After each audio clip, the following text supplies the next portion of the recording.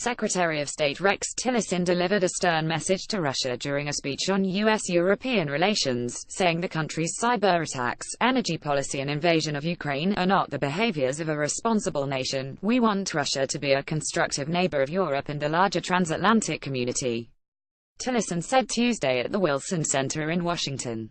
The Secretary of State's speech was intended to reassure European allies about the U.S. commitment to them as Tillerson prepares to travel to the region next week. Some countries remain unnerved by President Donald Trump's attitude toward the continent, even though his own stance has evolved since the days of his campaign, when he questioned the value of the NATO alliance and made overtures to Russia. Tillerson touched on several of the administration's top policy priorities, from its approach to Afghanistan to Trump's desire to rally opposition to Iran and navigate strained relations with Turkey. Common defense: we asked Turkey as a NATO ally to prioritize the common defense of its treaty allies, Tillerson said, days after President Recep Tayyip Erdogan met with the leaders of Russia and Iran to discuss the conflict in Syria.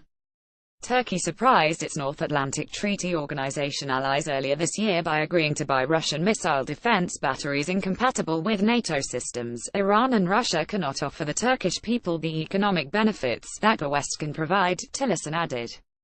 The top U.S. diplomat reaffirmed his nation's commitment to mutual defense obligations with NATO allies. At the same time, he repeated Trump's demand that European countries pay more for their own defense. Our message to Europe is nothing has changed in terms of our commitment to you, Tillerson said. The same values that bind us are still there.